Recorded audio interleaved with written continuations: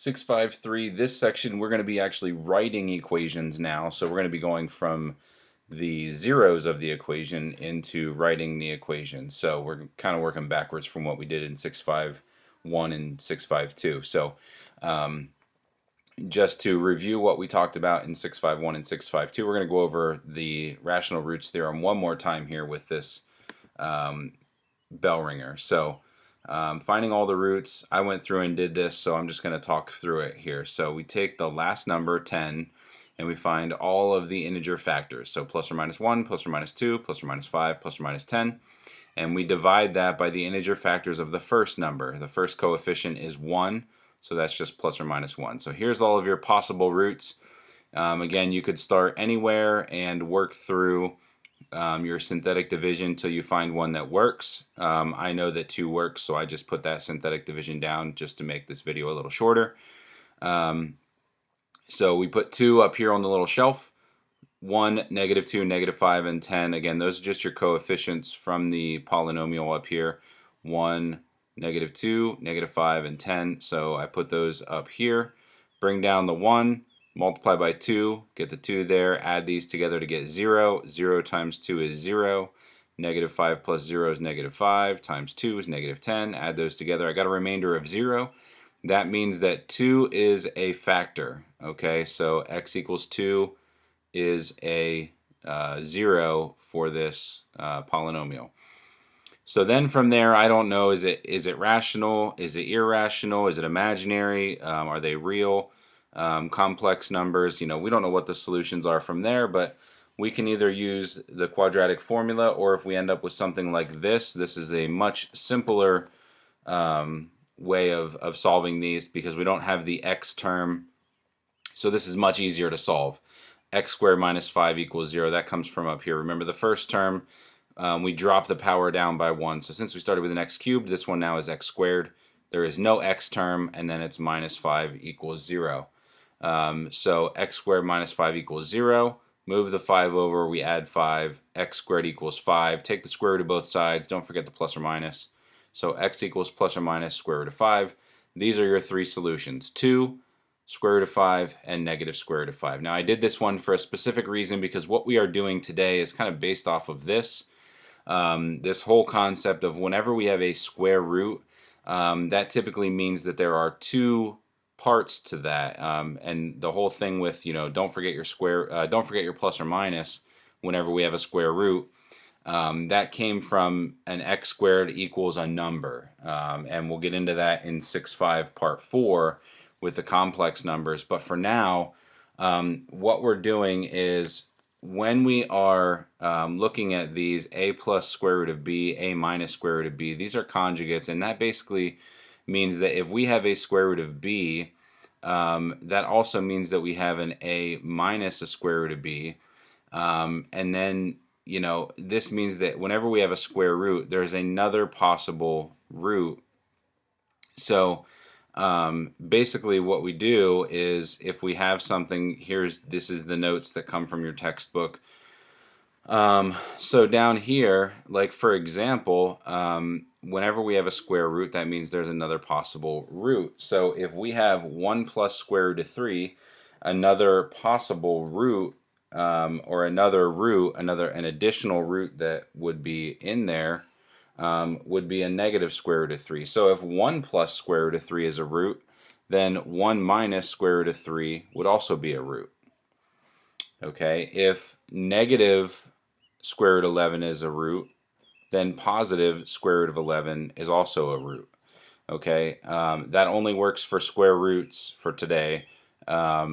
If you had like the number 6 as a root, that doesn't necessarily mean that negative 6 is a root. Okay, you would have to do the work to figure that out. Just like, let me jump back to the bell ringer. We had 2 being a root, but you don't see negative 2 as our answer. Square root of 5 was a root, and negative square root of 5 was a root. So this is a good example to show you that 2 was a root, but negative 2 was not. Square root of 5 is a root, and negative square root of 5 is a root. So this is what I'm talking about here. So here's one in your notes. If you're following along in your notes here, go ahead and try this one. Polynomial equation with integer coefficients has the roots 2 minus square root of 7 and square root of 5, find two additional roots. So the two additional roots, again, this 2 does not change. The only thing that changes are the square roots. So if 2 minus square root of 7 is a root, that also means that 2 plus square root of 7 is a root. Okay, so that would be one of your additional roots, what you see there in red. If square root of 5 is a root, then the other additional root would be negative square root of 5. Okay, now where this comes into play is when we're trying to write polynomials that have, whatever, this one is a third degree polynomial. And we have these roots that we're given here. Now this is a third degree polynomial, so we need 3 roots. We're only given 2 roots. So if we, let's say we're going to start this out, we're going to have, now polynomials are always starting with x's. So this is going to be x minus 5, right? If 5 is a root, that came from x minus 5, because 5 minus 5 would give us 0. So x minus 5, if you remember that back in a previous lesson, that's what we had there. And then the other one here would be x minus, and then this root right here is negative square root of 7. So that would be negative square root of 7. We'll simplify this here in a step. And then x minus, and then we want the opposite sign, just like we did in that last problem there. We just do the opposite sign, right? So the opposite of a negative square root of 7 is a positive square root of 7, so square root of 7. Okay, so what we're going to do, I'm not going to rewrite a whole nother step for this. I'm just going to change these double negatives to a positive. All right, so my 3 roots now are x minus 5, x plus square root of 7, and x minus square root of 7. Now, what I'm going to do is, I don't want to leave it like this. I want to simplify this. I want to write it all out and clean it up. So what I'm going to do is I'm just going to bring down the x minus 5, because that's the easy part to multiply out. This part over here tends to be a little bit more difficult. Now, one thing, if you do recognize this right from the start, this is just the difference of 2 squares. So you can write this as the first one squared minus the second one squared, and just jump right into that. Okay, but sometimes you don't really recognize that, and you got to write it all out. So I'm going to write it out because I know some of you didn't recognize that. You may see it, and I will point it out to you here after I multiply it out, what I'm talking about when I say it's just the difference of 2 squares. So if you do recognize it, you can jump into it in that step. But if you don't recognize it, I'll show you what I'm talking about. So let's multiply it out. X times x is x squared. And then x times negative square root of 7 is negative. I'm going to put the x out front. Doesn't really matter where you put it because it's going to cancel. But it does matter that I put a 7 in there and not another x. So let me start that one over. X square root of 7. And then we're going to multiply this square root of 7 through. So square root of 7 times x. So plus x square root of 7. Okay, so those will cancel. And then square root of 7 times negative square root of 7. So positive times negative is negative. Square root, remember when we're multiplying square roots, we just multiply the numbers underneath. So square root of 49, which you should know pretty quickly right off the top of your head that that's just 7. Okay, you don't even really need to write square root of 49. You should be able to just go right to 7 from that step. All right, so now in here, x squared, we bring that down, x squared. Negative x square root of 7 plus x square root of 7, those cancel. Those are opposites of each other, so they're gone. They just cross out. So we're left with x squared, and then again, minus square root of 49 is 7, so minus 7. All right, so this is where I was saying, this is just your difference of 2 squares. X plus square root of 7, x minus square root of 7, those are difference of 2 squares. So it's the first one squared, so x squared, minus the second one squared. Well, if we just squared the square root of 7, squaring a square root just gets rid of your square root, and we would just be left with 7. So you can see that's what we got right there. Okay, next, we're going to take the x minus 5 and distribute that through. So we're going to take x times x squared, x times negative 7. We're going to distribute that through, and we'll see what we get there. Okay, so let's do this here. X times x squared is x to the third, minus x times 7 is 7x. Now when we distribute this through, don't forget that negative is attached to the 5, so that has to go with it. So negative 5 times x squared is negative 5x squared. And then negative 5 times negative 7, negative times negative is positive. And then 7 times 5 is 35. 7 times 5, or 5 times 7, is 35. And this is, there's no like terms here. We don't have anything to combine together, but this is not okay to leave it like this. This is not in standard form. We want it highest power to lowest power. So x to the third minus 5x squared minus 7x plus 35 is how we want this to be written. Again, descending order. We want this to go highest power to lowest power. There's your final answer for number 3. Okay. Now, if you're following along in the notes, what I want you to do is go ahead and get a head start on this one. I already have it done, so I'm going to go ahead and talk you through this one. But go ahead and get started on that one, and then I will I'll talk you through it. All right. So hopefully you worked through that one, and you have an answer that you can compare with us here. So. Let me show you what I got here. So this, hopefully this is not too messy for you and you can follow with what we're doing here. So we're going to do x minus 4 minus square root of 6, and then x minus, again we change the sign to plus, 4 plus square root of 6. And then x minus square root of 3, and then it would be x minus the negative square root of 3, like in that last one, the minus a negative changes to the positive. All right, now this one, when we have the 4th degree polynomial, this gets really messy. There's a lot of multiplying, especially when we have this term like this. The 4 minus square root of 6. It gets really, really messy. You just have to be really careful. Watch your steps. And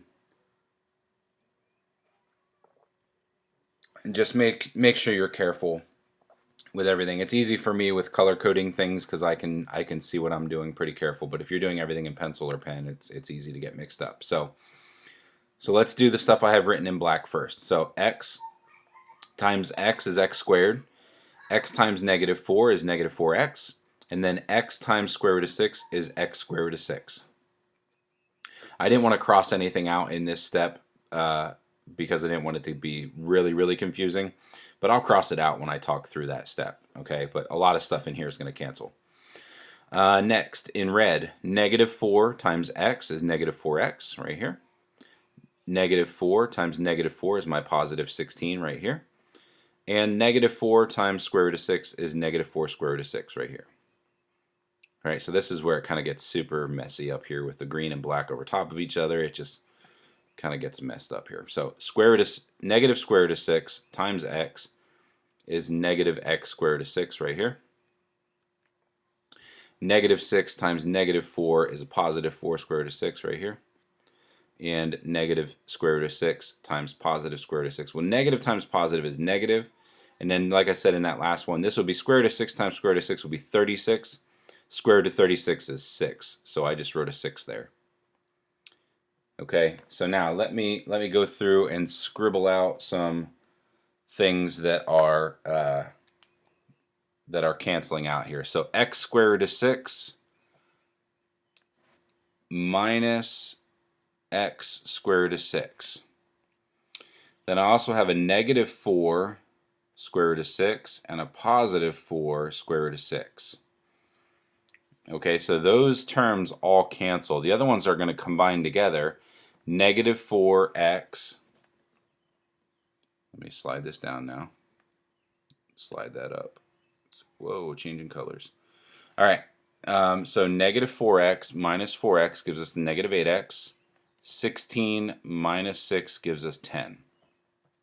Okay. Also, in combining my like terms there in that step, I also multiplied this stuff out over here. So x times x is x squared. X times square root of 3 is x square root of 3. And then I got my negative square root of 3 times x is negative x square root of 3. And negative square root of 3 times square root of 3 would be negative square root of 9, which we know square root of 9 is just 3. Same thing here, all right? X square root of 3 cancels minus x square root of 3. Those two terms cancel out. All right, next. Once I'm down here, I get to this point. Now, you can take this first term and you can distribute that through. I like to do the smaller, this binomial backwards, like distributing that backwards. It doesn't make a difference because it's multiplication, right? So you can do that however you like. I just like to do it that way because it makes it a little simpler. So here's what I have when I multiplied this all out. So let's do the red first. X squared times x squared is x to the fourth. X squared times negative 8x is negative 8x to the third. And then x squared times 10 is 10x squared. And then moving on to the green, negative 3 times x squared is negative 3x squared. Negative 3 times negative 8, that's a positive 24x. And then negative 3 times 10 is negative 30. And then we have some like terms, not many, but just the x squareds. 10x squared minus 3x squared is 7x squared. The other terms I just brought down, so what you see there in blue, that's the final answer. Again, I know I went through that one kind of quickly, so if you need to rewind and watch any of those steps again to make sure that you didn't miss anything, go ahead and do that. And again, make sure you try the homework problems. Let me know if you have any questions. Just send me an email, and I'll send the answers out on Thursday so you can check those. And once you get a chance to check your answers, you can also let me know if you have any questions on that. Okay, just send me an email and let me know.